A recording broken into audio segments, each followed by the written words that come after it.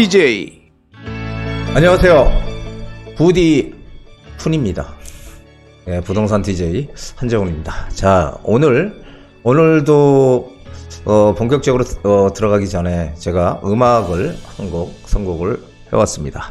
자, 국내에서는 하남석 씨라고 아시죠? 하남석 씨 아주 부드러운 목소리, 하남석 씨의 바람에 실려라는 그런 노래로 상당히 인기를 모았던 곡으로 이제 번안 곡인데요. 그 노래의 원곡입니다. 미국 가수죠. 루 크리스티가 불렀던 Saddle the Wind라는 곡이에요. 바람에 실려라고 이제 번역이 됐었는데 그 곡을 좀 선물을 해드리려고 합니다. 자, 제가 이제 항상 아쉬운 게 제가 처음에 유튜브를 시작하려고 할 때 음악을 좀 틀어드리면서 이렇게 노래도 제가 좀 하면서 이렇게 진행을 해볼까 했는데 이놈 저작권 때문에 이게 음악을 못 튼다네요. 그래서 참 아쉽습니다. 그래서 지금 아쉽게나마 제가 한번 간단하게 불러드릴게요. It's my dreams to see her world and fly like a bird on the wing, to be free from the cares of the world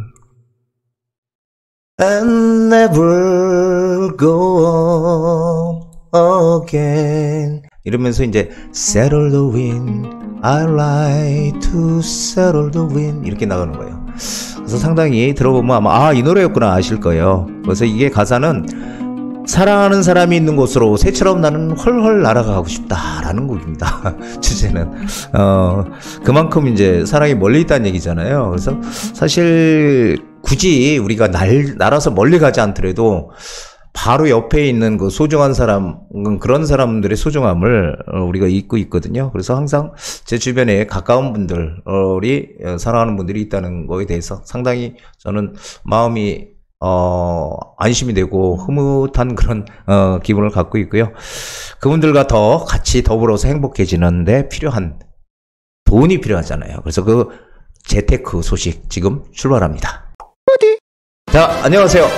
부동산 DJ 부디 한정훈입니다. 네, 안녕하세요. 저는 아나운서 홍선혜입니다. 부디님 노래 실력이 날이 갈수록 느네요. 본래 더 잘할 수 있습니다. 노래 연습을 무지 열심히 하실 것 같아. 아니에요. 노래는 뭐 기본적으로 정말 차 타고 다니면서 많이 듣습니다. 기본이다. 그렇군요. 근데 노래도 감미롭고 좋았지만 말씀이 되게 와닿았어요. 그러니까 우리가 이 코로나 팬데믹 겪으면서 진짜 당연하다 생각했던 것들이 얼마나 소중한지 알았잖아요. 그렇죠. 맞아요. 네. 그래서 늘 옆에 있는 사랑하는 사람, 뭐 친구, 가족 말할 것도 없고 이런 사람들의 소중함을 또 다시 한번 생각해 보는 그런 기회가 됐으면 좋겠다. 좋은 말씀 좋았습니다. 그리고 그 사랑하는 사람하고 좀 행복하려면 사실 돈이 그렇죠? 필요하죠. 머니 필요하죠. 뭐니 해도 머니. 너무 뭐 욕심을 부려서도 안 되겠지만 그래도 사실 많으면 좋아요. 그렇죠? 솔직히 편하고. 좋죠. 그쵸. 그래서 우리가 재테크에도 관심을 갖고 특히나 또 부동산도 많은 분들이 뭐 돈을 벌기 위해서도 있지만 사랑하는 사람들하고 좀 살 수 있는 소중한 집 하나 뭐 이런 개념으로 남들을 내가 조금 가지면은 남들을 좀 도울 수 있는 맞아. 네. 맞아요. 그런 게 참 지금 우리한테는 좀 필요한 것 같아요. 많이. 진짜 우리 지난 시간에도 얘기했지만 이 유튜브 시작한 지 우리 얼마 안 됐잖아요. 네. 새 단장을 한 지가. 근데 요게 이제 좀 여러분이 많이 사랑해 주셔서 잘 되면 수익금이 생기면 요거는 불이웃을 돕겠다. 네, 불이 도울 겁니다. 꼭 부르라는 단어를 좀 붙이는 건 별로 이웃을 좋아하지 않는데 우리 나보다 조금 못한 이웃을 돌보는데 조금 제가 좀 앞장서서 그럼 또 우리 또 같이 보시는 분들도 할 거 아니에요? 그렇죠. 네, 그래서 조금 좀 그렇게 하려고 노력하고 있습니다. 좋은 취지입니다. 그러기 위해서는 우리가 더 열심히 또 해야 되고 좋은 정보를 드려야 되고 그만큼 우리 구독자님들도 좋아요도 많이 눌러주시고 소문도 많이 내주시고 구독도 많이 눌러주시고 이랬으면 좋겠고요. 꽃다방 DJ의 이런 따뜻한 감성과 또 따뜻한 감성만 있는 거 아니에요. 이렇게 말랑말랑한 감성만 있는 분 아닙니다. 잘 아시겠지만 부동산에 대해서는 또 냉철한 이성을 갖고 계십니다. 그런 지성과 이성까지 겸비한 우리 부디와 함께하는 시간입니다. 당연히 방송만 보셔도 유익하지만 댓글 남겨주시고 뭐 좀 활발하게 참여해주시면 또 선물이 가거든요. 스타벅스 커피 보내드리고 있으니까 많이 좀 참여해 주시기 바랍니다. 지난주 쿠폰 당첨자 분들은 지금 안내를 통해서 나가고 있고요. 이번 주엔 내 거다. 나는 부동산 궁금증도 좀 해결해보고 또 응원차 댓글도 남겨보고 커피도 한잔 하겠다 하시는 분들 자 전화는 0256-6961번 주시고요. 문자하고 당연히 이메일까지도 저희 가능하니까 편하신 방법으로 연락해 주시기 바랍니다. 자, 먼저 부동산 시장의 이슈 살펴보는 시간이죠. 부동산 여기 먼저 했네. 이슈라고 그랬어요. 여기 이슈? 어떻게 했지? 우리 충청도 버전으로 하기로 했잖아. 맞아. 그거 잘 안 되네. 부동산 여기 이슈로 출발해 보겠습니다.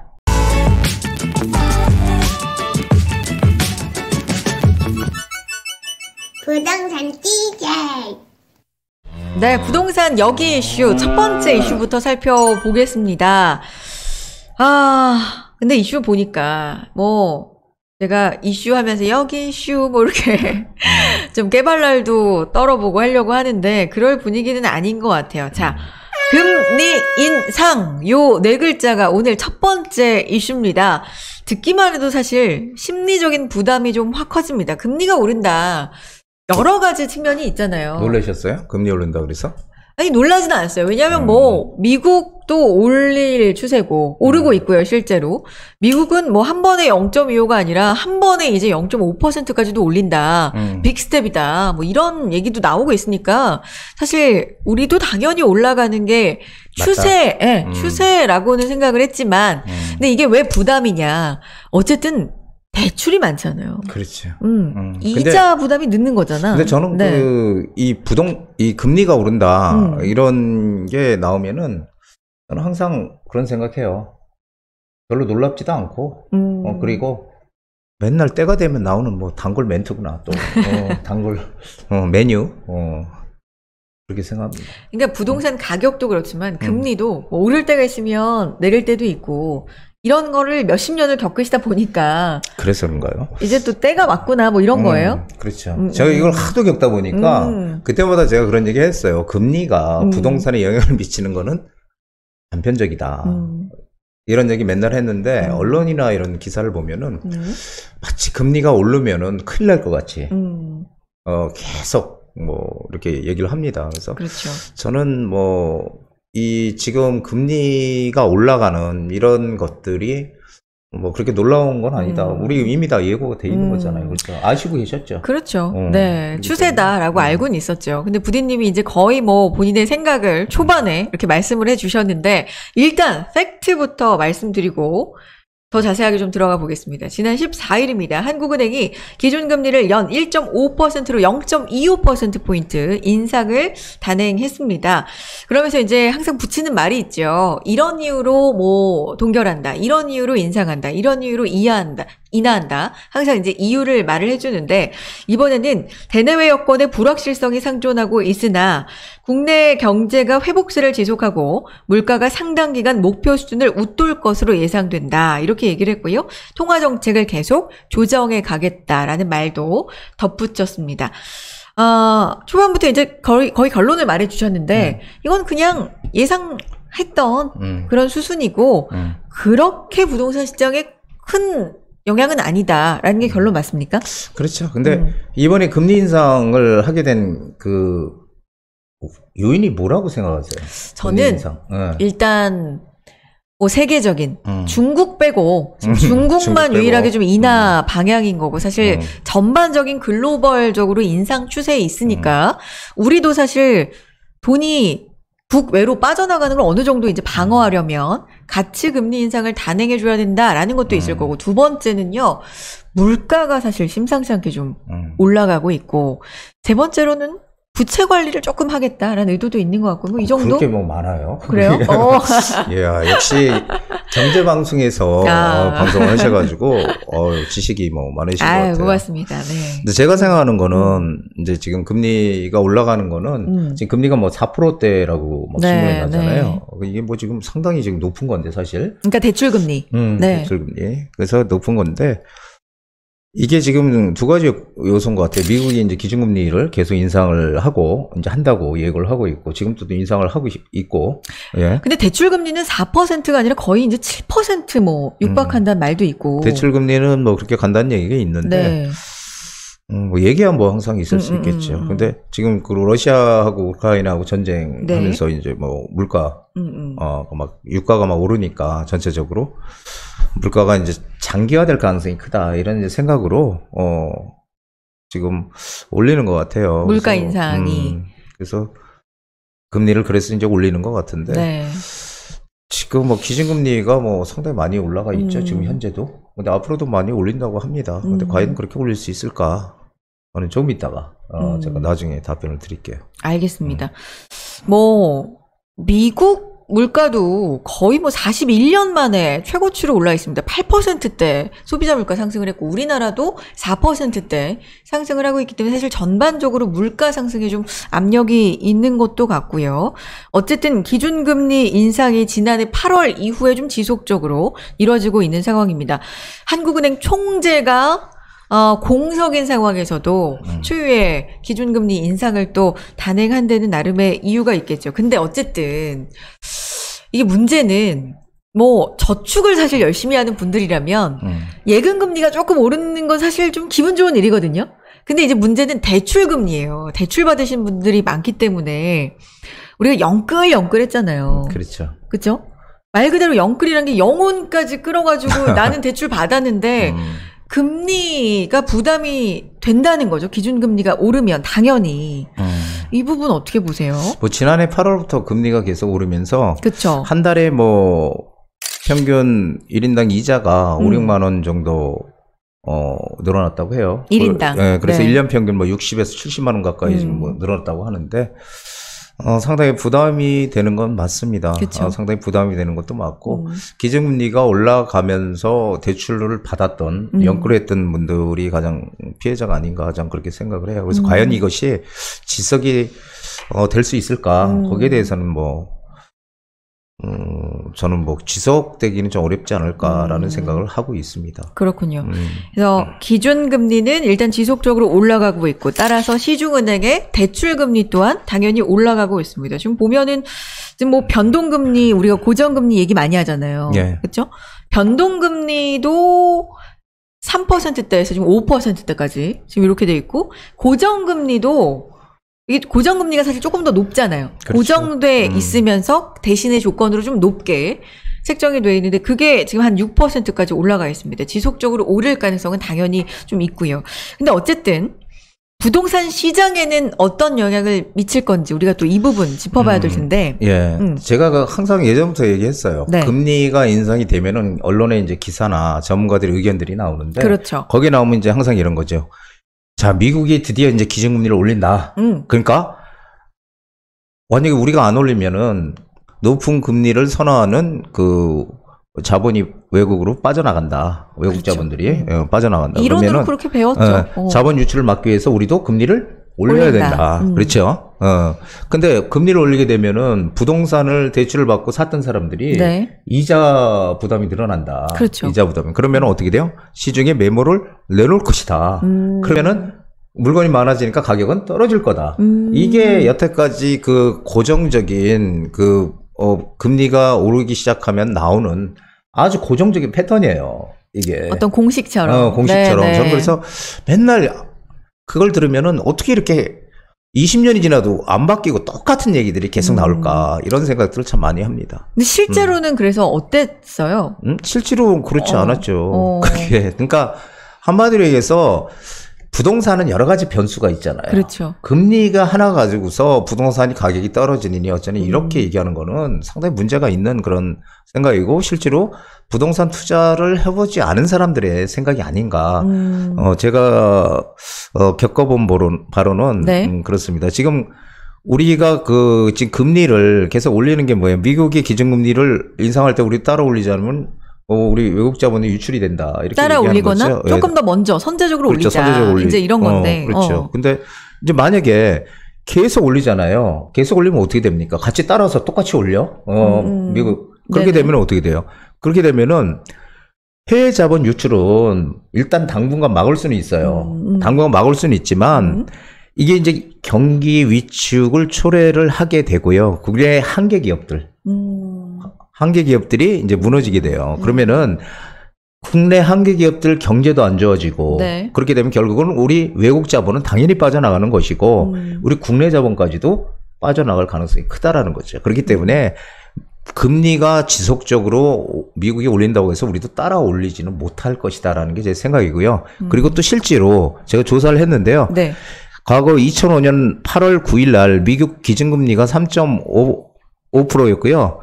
한국 기준금리가 3.25%였어요. 이때 역전 현상이 벌어졌어요. 미국과 네. 우리나라에 역전 현상이 벌어졌는데 이게 2007년 9월까지 지속됐어요. 네. 그러면 거의 2년 가까이 지속된 거잖아요. 네. 2년 가까이 지속됐는데 국내 해외 자본이 빠져나가서 우리 경제가 어려운 일은 없었다는 거죠. 왜 그러냐면은 이게 우리 경제가 탄탄하게 한마디로 잘 가고 있고 경제 우리가 뭐 부도 위험이 없는 나라인데 그런 나라인데 기업들 수익성도 좋은데 미국보다 금리가 낮다는 이유로 빠져나간다? 그렇지 않습니다. 물론 일부 빠져나갈 수는 있겠지만 전체적으로 이렇게 얘기하는 것은 상당히 좀 문제가 있다라고 저는 보죠. 그래서 어느 정도까지는 인상이 예상이 되지만 뭐 무턱대고 올리지 못한다. 사람들이 그렇지? 엄청나게 겁을 지금 뭐 먹고 있다. 아주 두려워하고 있다라는 정도 선으로 막 마구마구 올라가지는 않을 거다. 이렇게 예상하십니까? 그렇죠. 그리고 제가 말씀을 드렸지만은 2006년도에 기준금리가 3.75%에서 2008년도 10월 달에 5.25까지 지속적으로 금리 막 인상됐어요. 네네. 기준금리가 5.25까지. 근데 그때 부동산 시장 어땠습니까? 부동산 시장이 그때 떨어졌나요? 아니요. 아니죠. 올랐어요. 그때 그렇죠. 계속. 그러니까 이런 사례들을 이렇게 보면은 금리 가지고서 이 다양한 변수들이 있잖아요. 우리 공급이라든지 정부 네. 정책의 영향이라든지 여러 가지 다양한 변수가 있는데 금리 가지고선 부동산 시장이 뭐 위축될 거다. 지금 막 살아나고 있는 부동산 시장이 금리가 인상이 되면 위축이 돼서 뭐 이렇게 이것은 사실은 저는 아마추어의 발상이라고 생각합니다. 금리도 제가 프로고. 프로. 네네네. 부디 프로.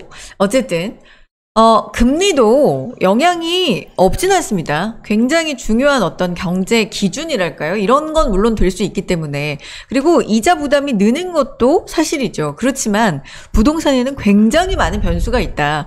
금리 하나만으로 이게 왔다 갔다 좌지우지 되기에는 그렇죠. 너무 많은 변수가 있다. 그리고 지금 이런 금리가 올라가면은 전혀 영향을 안 줄 수는 없잖아요. 그 영향의 가장 중요한 거는 단기적으로 심리적인 영향을 사람들한테 줄 거다. 왜냐하면 금리가 많이 올라간다. 이렇게 되니까 심리적인 영향은 단기간에 크겠지만은 이게 전체적으로 부동산 시장에 영향을 뭐 크게 미친다? 저는 그렇게 절대 보지 않습니다. 그리고 여태까지 그렇게 되지가 않았다는 거. 그럼 금리보다 조금 더 중요하게 영향을 미칠 만한 변수가 있다고 보시는 거잖아요. 그렇죠. 그게 이제 지금 가장 공급의 문제죠.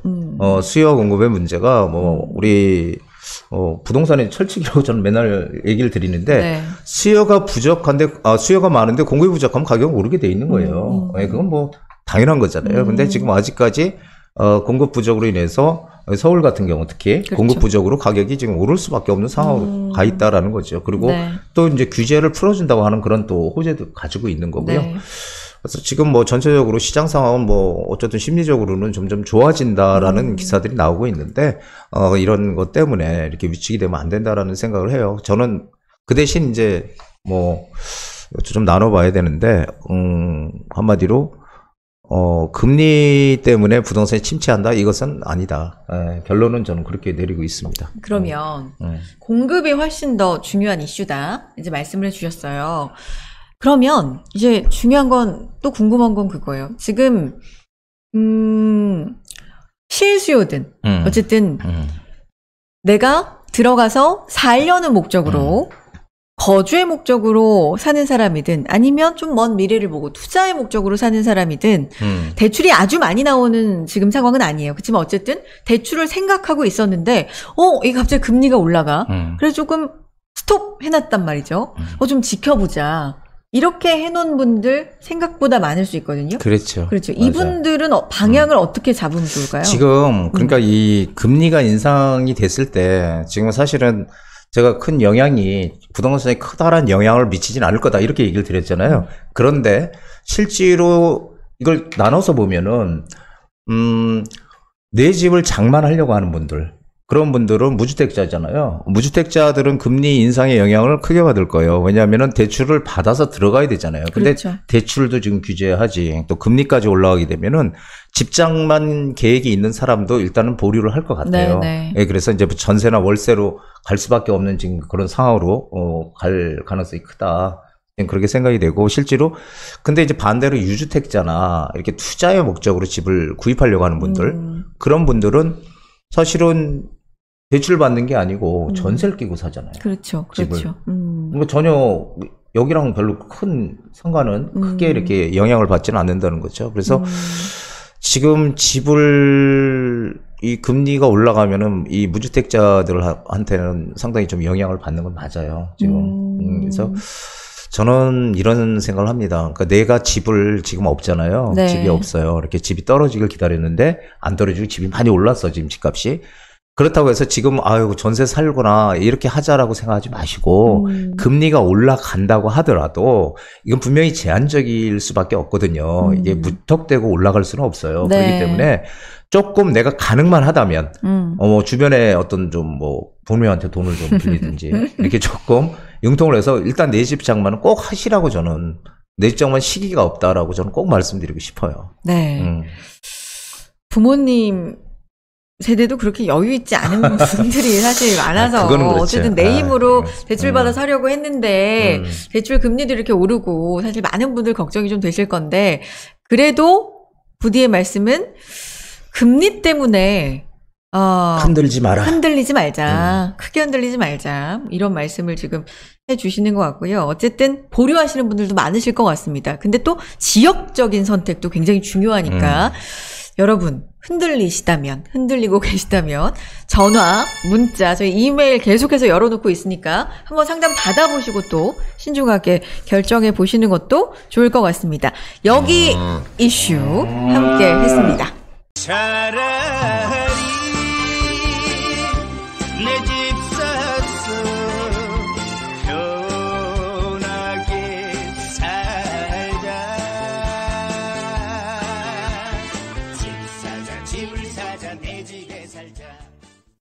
자, 부디의 고민 타파 지금부터 시작해 보겠습니다. 많은 분들께서 부동산, 재테크 고민에 대해서 함께 해주고 계시는데 이번 순서 해결 도와드려 보겠습니다. 당연히 여러분 무료 상담입니다. 전화 주시고 뭐 이메일도 남겨주시고 문자도 남겨주시고 많이 참여해 주시기 바랍니다. 참여해 주신 분들에게는 전부 다 스타벅스 교환권 저희가 쓰고 있습니다. 많이 참여해 주시고요. 자, 첫 번째 시청자님 전화 연결돼 있습니다. 시청자님 여보세요. 안녕하세요. 예, 안녕하세요. 반갑습니다. 네, 반갑습니다. 네, 부디하고도 먼저 인사해 주세요. 예, 안녕하세요. 선생님 영광이에요. 예, 아유, 반갑습니다. 네, 안녕하세요. 반갑습니다. 네, 반갑습니다. 자, 우리 시청자님께서는 어떤 점이 궁금하셔서 전화 주셨는지 먼저 좀 들어볼게요. 예. 네. 저기 다름이 아니고. 네. 강원대요. 지금 현재 거기가 일종으로 지구 단위 계획이 잡혀져 있는 걸로 돼 있더라고요. 네. 근데 여기가 강원대 역세권이 서울시에서 7월 달에 지구 단위 계획이 결정이 난다라는 이거를 제가 서류를 보고 이거를 파악을 했는데 네. 이 결정이라는 말이 무슨 말인지 현재 여기 지구 단위 계획이 1종 구역이더라고요. 네. 근데 여기에 과연 투자를 해도 앞으로 미래 가치가 있을지 그러니까, 그런 부분이 네네. 궁금해서요. 시청자님 지금 투자하려고 알아보시는 중인데, 특히나 광운대 역세권 쪽으로 관심이 제일 많으신 거잖아요. 그죠? 예예. 그래서 알아보셨더니, 일종 지구 단위 계획으로 묶여 있는 것 같다. 뭐 예. 서류도 확인해 보시고 이랬는데, 도대체 이게 뭐 투자하기에 좀 어떤 영향이 있는 거고, 뭐 여러 가지 좀 꼼꼼하게 알아보고 싶으신 거죠? 예예. 그래요. 알겠습니다. 일종 지구 단위 계획 광운대 역세권, 부디님. 예. 예. 광운대 역세권 되게 좀 핫하잖아요. 예, 개발 핫하죠. 쪽으로, 그쵸? 맞습니다. 예. 투자는 잘 지역을 생각하신 것 같은데, 뭘 좀 봐야 될까요? 대화 좀 나눠볼까요? 예. 여기, 근데 그 투자 좀 해보셨어요? 예, 조금 해봤는데 오. 글쎄 제 선택이 이게 맞는 건지 어쩐 건지 지금까지는 시청자님 그러면 투자해보셨으면 좀 어때요? 스코어가? 좀 결과가 지금까지는 좋았어요? 별로 성공하지 못했습니다. 아, 진짜. 지금 대구에 계신다 그랬잖아요. 예. 예, 대구에서 서울까지 이렇게 관심을 가지고 계신 것만 해도 예. 일단 절반은 성공이라고 저는 생각을 해요. 예. 예, 제가 한번 설명을 해드릴게요. 지금 강원대역이 그 GTX가 들어오는 건 다 아시잖아요. GTX C노선이 들어오고, 그리고 광운대 역세권 개발.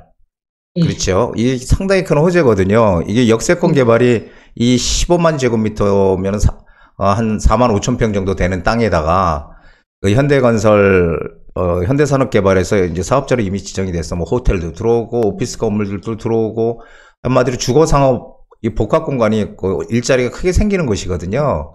그래서 상당히 앞으로 엄청난 그 좋아지는 건 분명히 맞아요. 그런데 지금 말씀하신 그 지구 단위 계획 구역이라는 것이 제가 이렇게 동그라미 표를 해놨는데 강원대 역세권 바로 이 옆인데요. 이 지하철. 예, 일종 지구 단위 계획으로 현재는 잡혀져 있고요. 예.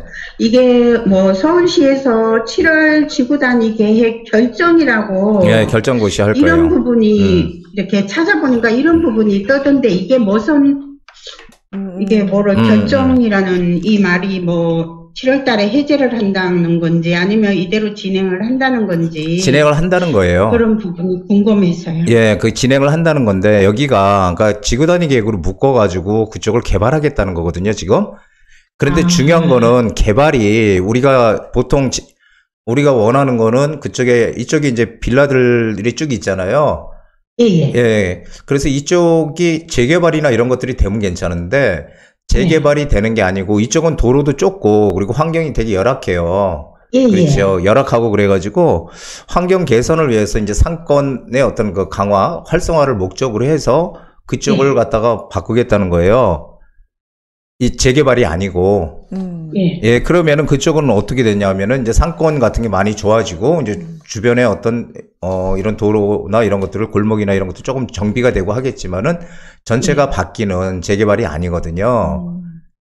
예, 그래서 지금 이쪽은 이 광운대 역세권을 중심으로 해서 이쪽에 투자를 한다면 여기에 그 미륵미성 3호라든지 우측에 이제 아파트들 줄줄이 있잖아요.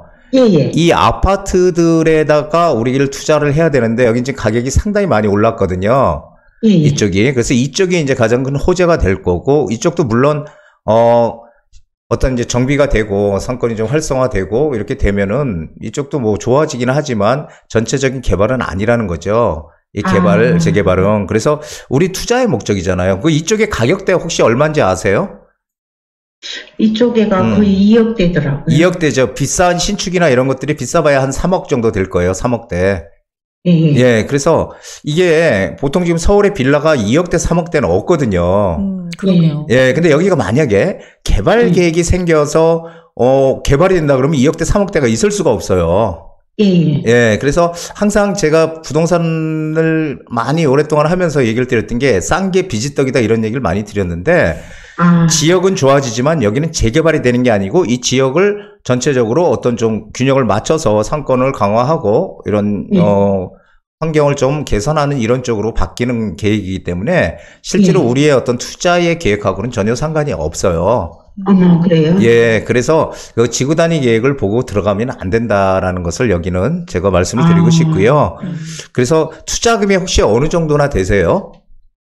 저야 뭐 한 1억 정도. 1억 정도? 1억. 예, 그러면은 저 혹시 예전에 제 방송 많이 보셨어요? 예? 예전에 제가 그 방송할 때 많이 보셨어요, 혹시? 방송할 때, 예전에. 제가 지금 여기 전철이라서요. 아, 전철이세요? 전화기가 울려가지고 지금 말이 정확하게 잘 안 들리는데 천천히 말씀 네네. 좀 해주시고. 한정훈 대표님 방송 좀 보셨어요? 과거에? 예, 많이 봤어요. 많이 어. 보셨대요. 아, 그래, 네, 지금도 그러시죠? 주고 보고 있습니다. 아, 고맙습니다. 제가 엄청 예. 존경하시는 분이에요. 아이고. 아, 또 이렇게 되니까 제가 또 어깨가 또 무겁네, 또. 제가 이제 방송에서 많이 말씀드렸던 게, 예, 예. 우리는 우리가 호재가 있는 곳에 들어가야 된다는 얘기를 많이 드렸거든요. 예, 예. 네, 그런데 지금의 어떤 그 서울시 그리고 현 정부가 이제 바뀔 거잖아요. 바뀌면서 예, 예. 재개발에 지금 힘이 엄청나게 쏠려 있거든요. 예. 그러면 우리는 재개발을 할 수 있는 가능성이 있는 그런 곳들을 위주로 찾아 들어가야 돼요.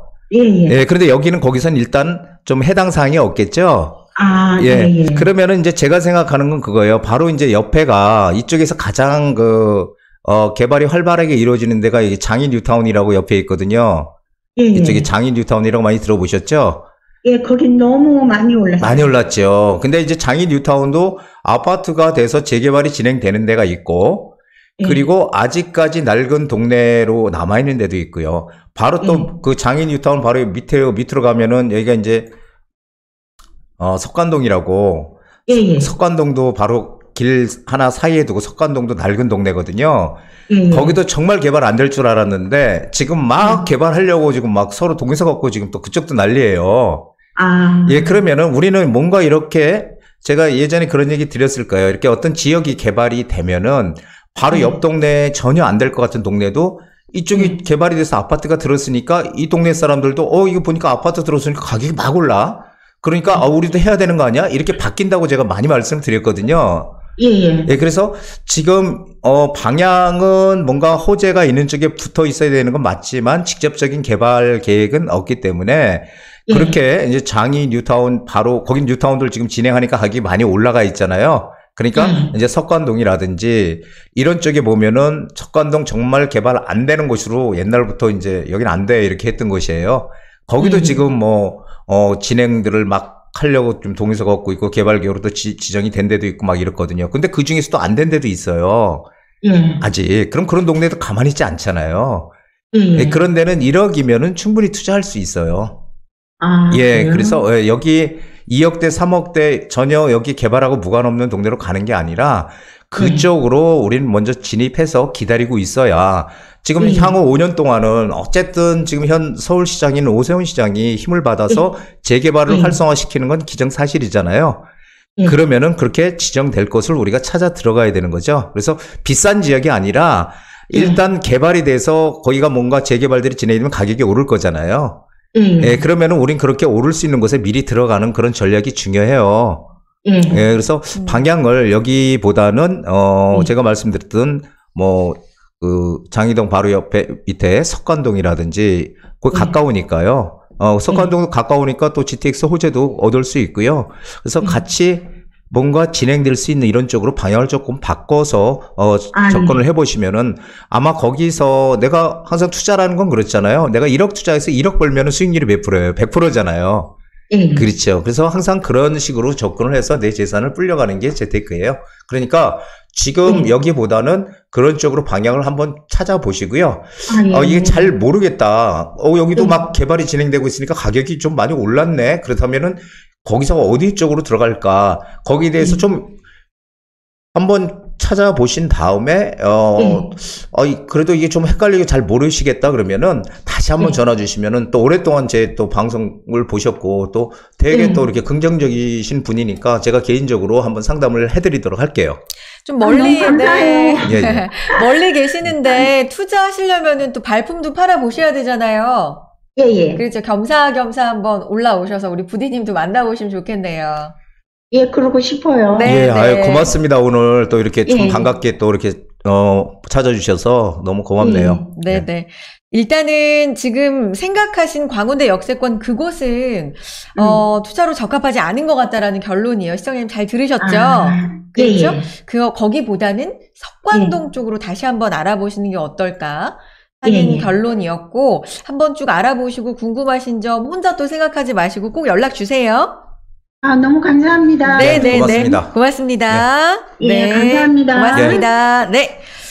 아이, 팬이래요, 또. 아유, 저 기분 되게 좋습니다. 그러니까 팬이라고 하니까 더 자세히 해주시는 것 같은데 어쨌든 네, 또 마음 약한 우리 부디님이니까 여러분도 전화 많이 주시고 문자도 남겨주시고 하시면요 이렇게 자세하게 고민 내용 상담 받아보실 수 있습니다. 두 번째 상담 이어가 보겠습니다. 네, 두 번째 시청자님도 전화 연결해 볼게요. 시청자님 안녕하세요. 네, 안녕하세요. 네, 안녕하세요. 네, 네네. 시청자님 부디님하고도 인사해 주세요. 예, 안녕하세요. 예, 안녕하세요. 네, 반갑습니다. 네. 부동산 DJ 우리 한정은 대표님하고도 이제 고민 상담 하실 텐데 어떤 점이 네. 궁금하신지 먼저 말씀해 주시겠어요? 제가 그 서울에 힐스테이트 세운 센트럴 아파트를 네. 청약을 넣을 건데요. 넣으신 게 아니라 앞으로 넣으실 거라고요? 네네, 넣는 건데요. 어. 이제 이게 향후 전망이 어떨지 좀 궁금해서요. 그러니까 분양 신청, 청약을 넣으실 계획인데, 신청하실 계획인데, 혹시 여기 전망이 어떤가, 이런 점이 궁금하시다고요? 네네네네. 세운지구 이쪽 같은데 맞아요? 네네, 세운 센트럴이요. 세운 센트럴 아파트 힐스테이트. 그래요, 여기, 네네네. 이 근처를 뭐, 우리, 시청자님은 좋게 보시나 봐요. 그러니까 청약도 생각하시는 거겠죠? 네, 워낙 이제 그쪽이 전체적으로 다 이제 뭐 분위기가 바뀌는 중이잖아요. 네네. 그래서 이제 전망이 좋을 것 같아서 제가 고민을 많이 했습니다. 그렇구나. 그래도 이렇게 또 한 번 돌다리도 두드려 가보자 이런 생각으로 네, 전화 네. 주셨는데 잘 하셨고 지금 우리 부디님 옆에서 지도 보고 계시거든요. 네, 네. 여기 전망 어떤지 좀 얘기 나눠 보시죠. 예, 안녕하세요. 네, 대표님 안녕하세요. 예, 반갑습니다. 자, 여기 아주 그 시내 한복판에 있어요. 그러니까 이게, 네. 주변에 보면은 뭐 울지로 사가, 종로, 뭐 주변에 역들이 그냥 줄비하게 깔려 있는 것이고요. 여기가 지금 2023년도 입주 예정으로 되어 있는 아파트인데, 여기가 위치는 정말 좋습니다. 정말 좋아서, 네. 지금 이미 뭐 도시형 생활주택이나 이런 것도 다 분양이 되고 지금 이제 아파트 분양을 하는 것 같아요. 근데 여기 아파트가 소형 평형대거든요. 그렇죠? 네네. 예, 소형 평형대예요. 여기가 약 14개 구역으로 해서 주거, 업무, 뭐 상업 이런 쪽으로 해서 복합단지로 만들겠다 이런 이제 계획을 가지고 여기를 뭐 하느니 마느니 참 말도 많았던 곳입니다. 근데 네. 지금 이제 뭐 여기는 분양가 상한제 적용을 받는 단지거든요. 네. 근데 참 재밌는 게 있어요. 그 미분양 난 데들 있잖아요. 미분양 난 데들. 그 분양가 상한제가 없는 데들이 미분양이 나고, 오히려 분양가 상한제가 네. 있는 데들은 미분양이 없어. 참 신기하죠, 그거 보면은. 저희가 그런 거 보면 참 신기하다고 생각해요. 근데 지금 여기는 보면은 입지적으로는 상당히 훌륭한 곳이에요. 왜냐하면, 그렇군요. 상업지역이고, 여기가 전체적으로. 그런데 이제 상업지역으로서 입지는 훌륭한데, 이게 거주 목적으로 소위 어떤 그 환경, 쾌적성이라든지 네. 이런 것들은 또 별로 그렇게 좋진 않죠. 왜냐면 시내 한복판이니까. 그렇죠. 그래서 이게 이제 지금은, 이제 세운지구가 개발이 되면은 전체적으로 주변이 상황들이 바뀌면서 좋아지는 건 분명해요. 좋아지는 건 분명하고. 하지만, 이게 또 그리고 분양가 상한제 적용을 받았기 때문에 분양가 상한제라는 분양가를 높게 마음대로 못 올리게끔, 해놓은 거잖아요. 그러다 보니까 네. 이게 더 올라갈 수 있는 가능성은 상당히 더 있어요.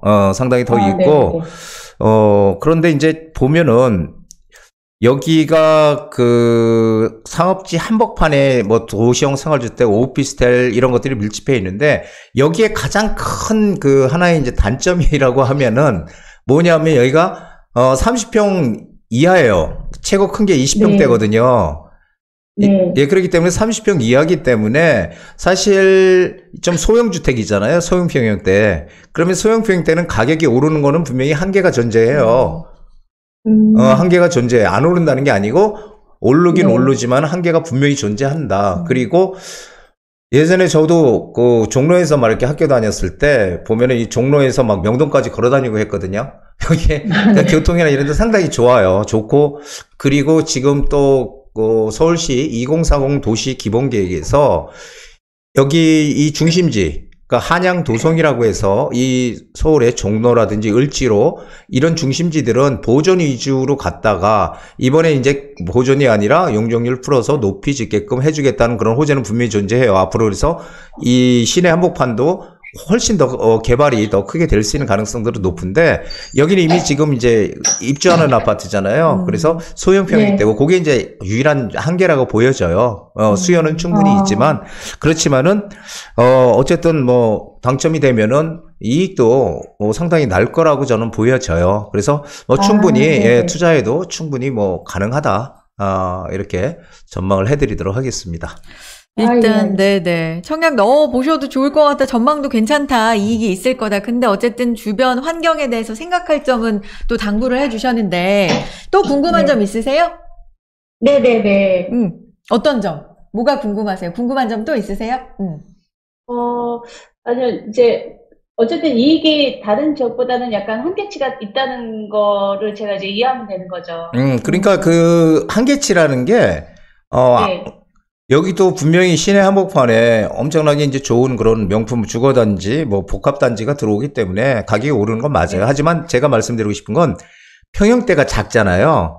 그렇기 때문에 네. 이제 오르는 상승폭이 제한될 수밖에 없다. 이 얘기를 드리는 거고, 딴 데에 비해서 안 오른다 이런 얘기 하는 건 아니에요. 네, 그래서 예, 충분히 알겠습니다. 투자 가치는 충분히 있다. 이렇게 정리를 해드리겠습니다. 네. 네네, 감사합니다. 자, 오늘 밤에라도 이제 누워서 생각하시다가, 이거 물어볼 걸 이렇게 또 후회되시면 시청자님, 주저하지 마시고 또 연락 주세요. 네, 감사합니다. 네, 네, 고맙습니다. 고맙습니다. 네. 부대님 확실히 그런 것 같아요. 그러니까 이게 오른다, 안 오른다. 이 결론. 그 다음에 오르는데 조금 한계가 있어요. 그러니까 이런 거에 우리 시청자님들은 귀에 탁탁 이렇게 꽂히시는 그런 것 거예요. 같아요. 그렇죠? 왜냐면 내 자산이니까 그럴 수밖에 없잖아요. 맞습니다. 그렇죠. 맞아요. 여기 해도 되는지, 뭐, 오르는지, 아니면 여기랄 바에는 좀 다른데 눈 돌려보는 게 나은지, 뭐 이런 여러 가지 고민들 해결해 주실 거잖아요. 그렇죠? 앞으로도? 그럼요. 제가 다 해결해 드리겠습니다. 걱정 말고 전화 주십시오. 알겠습니다. 네. 그래서 전화 주시고 문자도 남겨주시기 바랍니다. 자, 문자 사연으로 온 또 고민이 있어서 지금부터 해결해 드리도록 하겠습니다.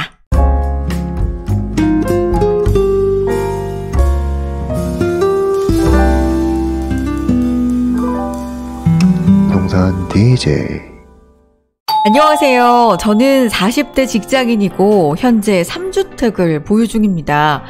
그저 부모님이 시키시는 대로 따르다 보니 살고 있는 집과 화곡동 복지아파트, 용산 원효로 빌라까지 전부 제 소유가 되어 있더군요. 역시 부모 말을 잘 들으면 자다가도 떡이 생깁니다. 참고로 원효로 빌라는 2년 전 한종훈 부디와 상담 후 결정했는데 저희 식구 모두 아주 만족하고 있습니다. 그런데 재테크에 관해 늘 같은 의견을 주시던 저희 부모님이 근래 들어서는 엇갈린 조언을 보내주고 계십니다. 네, 아빠. 그래, 애비다. 요새 TV 보니까 부동산 투자자들 죄다 꿈틀꿈틀 난리라던데 왜 찍소리도 않고 있냐? 화곡동 아파트랑 용산의 빌라 그거 이럴 때 팔던지에서 더 큰 투자를 노려야지. 명심해라. 투자는 타이밍이야. 그리고 우리 집 에어컨 고장 났는데 에어컨 바꾸는 것도 타이밍이야. 네, 엄마. 어제는 아빠가 전화하셨던데 두 분 서로 바쁘시네. 애미다. 네 아빠가 벌써 전화했디? 하여간 손은 빨라가지고. 예. 다 필요 없고 아빠 말은 그냥 흘러들여. 이럴 때일수록 꽉 쥐고 있어야 돼. 특히 용산에 그거는 역세권 개발도 남았잖니. 잊지 마라. 투자는 신중해야 돼. 이렇게 아버지는 흐름을 타라며 재투자를 재촉하시고 어머니는 결사 반대를 하십니다. 저에게는 1억 원 정도 여윳돈이 있기는 한데 지금 저는 어떻게 하면 좋을까요? 자, 여기까지 보내주셨는데, 아버지, 어머니 역 해보면서 이제 꽁트를 나름 좀 해봤는데, 일단 정리해보자면 이런 내용입니다.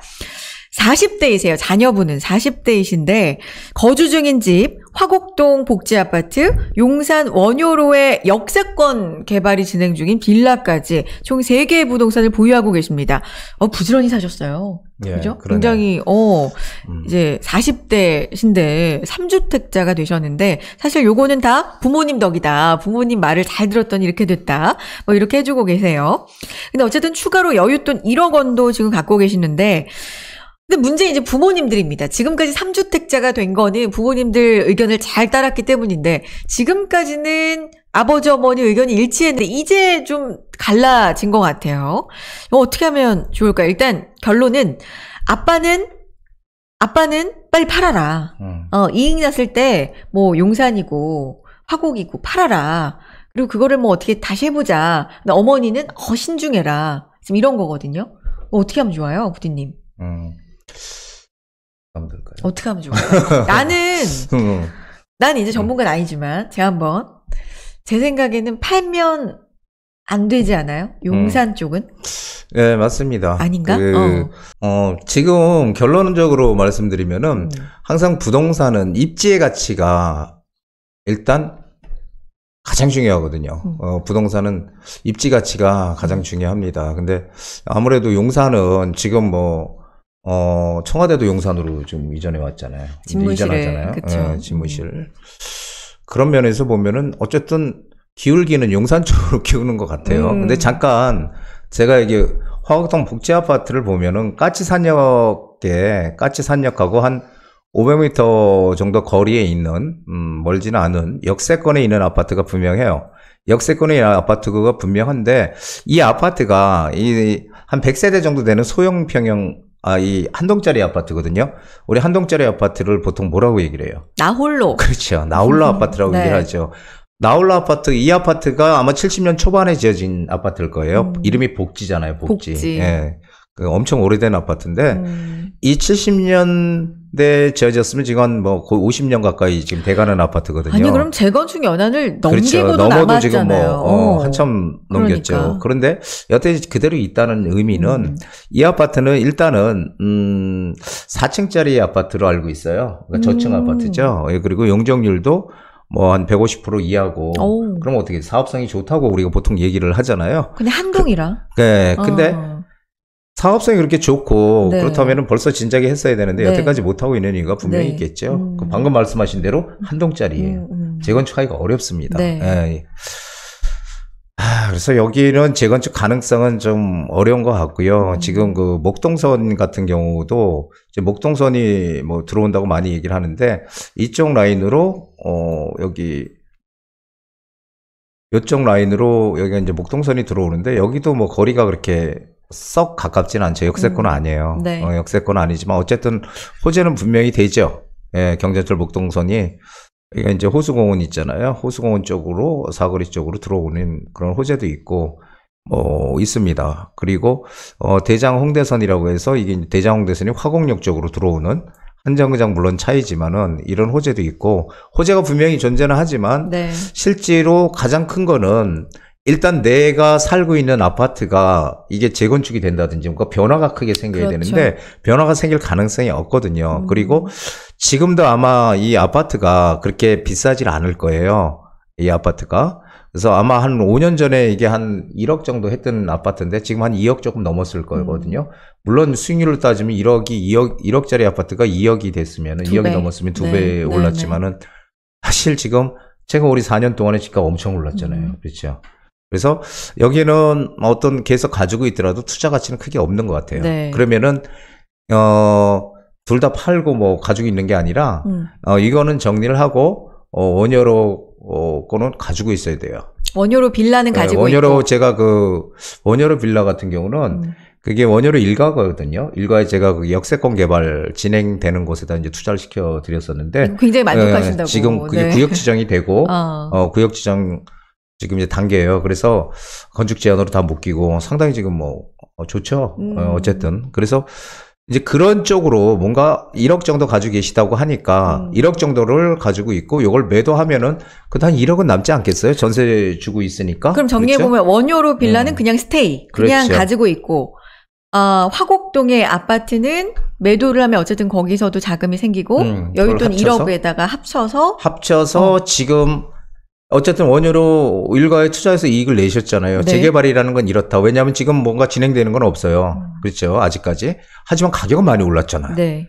우리는 투자는 어떻게 해요? 이익을 내는 거예요. 그렇죠. 그렇기 때문에 한번 경험을 해보셨기 때문에 또 하실 수 있으리라고 생각이 돼요. 네. 그거를 재개발 지금 한마디로 이제 앞으로 향후 한 5년 동안은 재개발 시대로 진행이 될 텐데 그러면 재개발에서 이미 진행되고 있는 가격이 많이 올라 있잖아요. 그러면은 재개발이 진행이 안 되고 있는데 앞으로 할 수 있는 가능성이 있는데 이런 데를 어떻게 찾아 들어가느냐가 지금 관건이거든요. 네. 그래서 그런 쪽으로 방향을 뭔가 틀어 보셔서 빨리 움직이셔야 돼요. 천천히 움직이면 안 돼. 조금 받으려고 가끔 이제 그런 분들이 있어요. 1,000만 원도 나는 어떻게든지 1,000만 원 더 받고 자꾸자꾸 매도해야 된다. 근데 그 사이에 그렇죠. 딴 데 더 오른다고. 그러니까요. 예. 그래서 지금 그렇게 좀 급박한 시기라고 보여져요. 그렇기 네. 때문에 매도하시고 원효로건 그냥 굳건히 가지고 계셔야 되는 거고 거기 이제 들어가지도 못합니다. 네. 지금은. 예. 그래서 네. 거기 좀 보태서 재개발할 수 있는 가능 지역 쪽으로 좀 뭔가 방향을 잡아보시고 그리고 한번 연구를 해보신 다음에 일단 항상 뭔가 움직여야 돼요. 그렇기 때문에 일단 이게 맞다 싶으면 움직이세요. 너무 네네. 생각을 많이 하면은 결정장애가 생겨요. 결정장애. 네, 그래서 결정장애가 생기지 마시고 네. 그렇게 빨리 움직이셔서 좀 더 나은 재테크를 하시는 우리 현명한 우리 부디 시청자분이 되시길 바랍니다. 하나는 가지고 있고 그 하나는 이제 원효로고요. 그건 가지고 있고 그리고 화곡동 쪽은 좀 매도 쪽으로 방향을 잡고 여윳돈까지 합해서 재투자를 한번 생각해보자라는 결론이었습니다. 자, 이런 재밌는 사연, 진짜로 말 그대로 고민, 갈등 이런 사연도 들어오고 확실히 요즘 부동산이 좀 시끌벅적한 것 같은데 그리고 향후에 어떻게 될지 뭐 우려도 좀 있지만 기대감도 확실히 좀 많이 모아지고 있는 시장인 것 같습니다.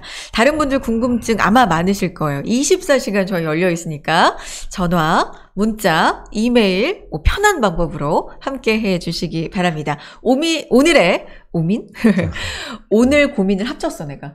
오늘의 고민 타파는 여기까지입니다.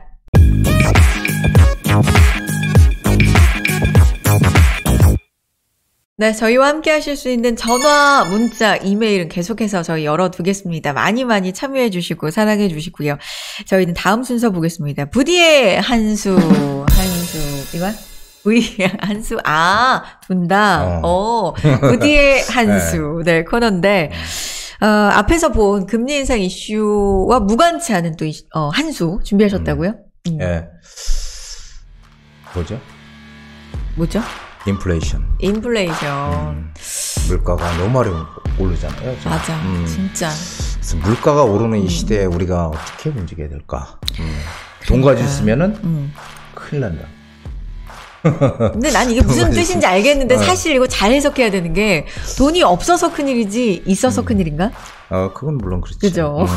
근데 무슨 뜻이에요? 하신 말씀은. 돈을 그러니까 은행에 넣어놓고 있으면 안 된다는 얘기죠. 인플레이션 시대에는. 돈의 가치가 하락하니까. 떨어지니까. 지금 물가도 그렇구나. 막 지금 4%대로 올라가고. 그렇죠. 인플레이션 지금 뭐 된다. 압력이 좀 크다. 뭐 이런 얘기 많이 나오잖아요. 인플레이션에 대해서 뭐 많이 아시겠지만 좀 피부에 와닿게 그럼 설명을 해주세요. 물가가 올라가면서 네. 인플레이션은 돈의 가치가 떨어지는 거죠. 그러니까 이렇게 생각하면 쉽죠. 그러니까 20년 전 10억하고 지금의 10억하고의 가치. 그러니까 똑같은 10억인데 10억인데 20년 전에 10억과 지금 10억. 지금 뭐 10억. 하늘과 땅 차이겠죠. 20년 전에 10억 있었으면 와 어마어마한 부자죠. 지금도 물론 우아한데 와 그때는 진짜 그럼요. 그러니까 그게 인플레이션이다. 그 20년 전 10억을 돈으로 좀 가지고 있으면 안 되고 그 당시에 만약에 10억짜리 뭐 상가 건물을 하나 사놨다. 20년 전에. 그때는 똑같았을 거 아니에요, 값어치가. 그렇죠. 10억, 상가 건물도 10억. 근데 그걸 가지고 계속 있었으면 지금 그 상가는 어마어마한 지금 얼마가 돼 있었을까요? 됐겠죠. 그러니까. 그게 인플레이션이죠. 그래서 어쨌든 뭐 돈의 형태로 가지고 있으면 안 된다는 거죠. 안 된다. 예, 그래서 이걸 제가 이 얘기 참 많이 했어요.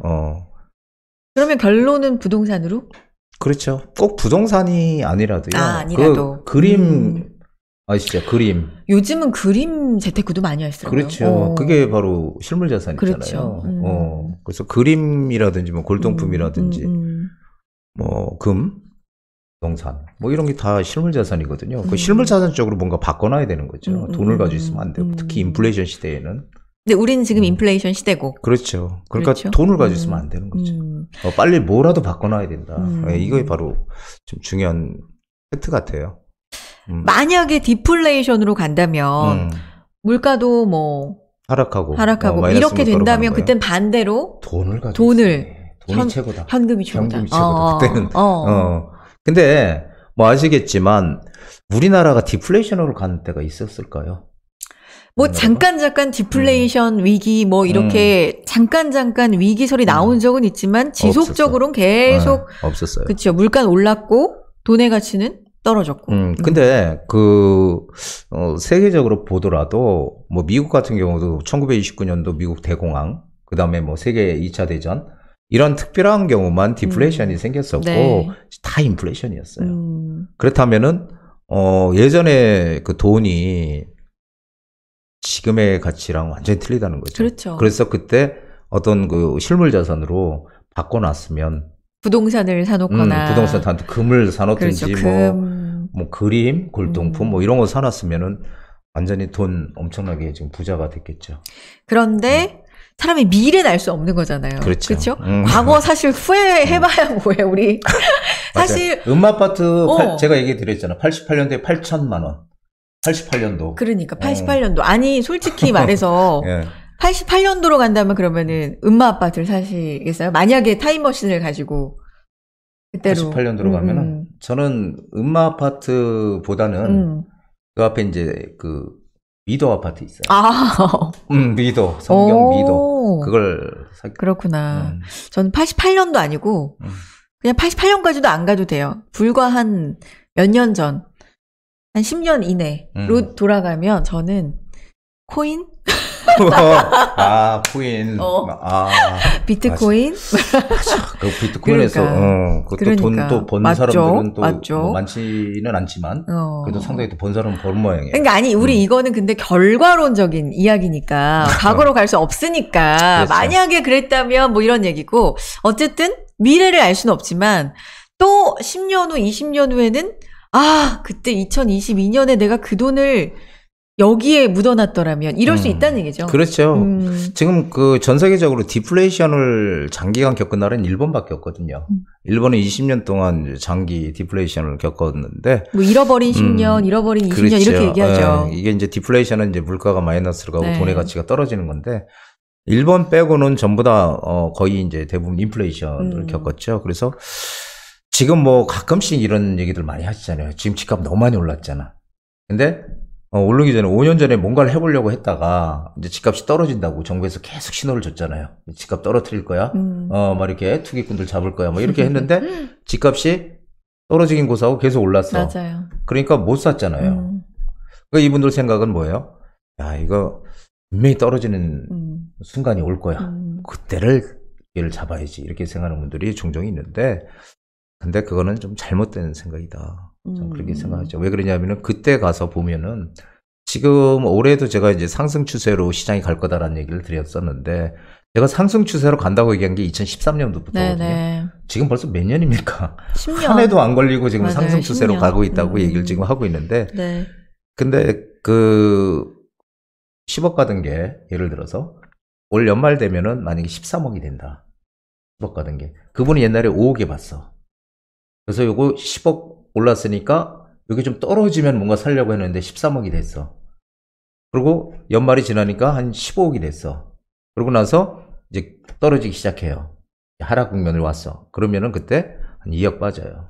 결국은 더 또 비싸게 사게 돼. 기다리면은. 그래서 항상 내가 하려고 할 때가 뭔가 살려고 할 때가 가장 저점이다. 이거는 저희 고객이 저한테 그 얘기를 해준 거예요. 그래서 전 그 여자분이신데 현명한 분이신 것 같아요. 네, 그래서 남들 전부 사지 말라고 했던 그 2007년도에 강남에 아파트를 샀어요.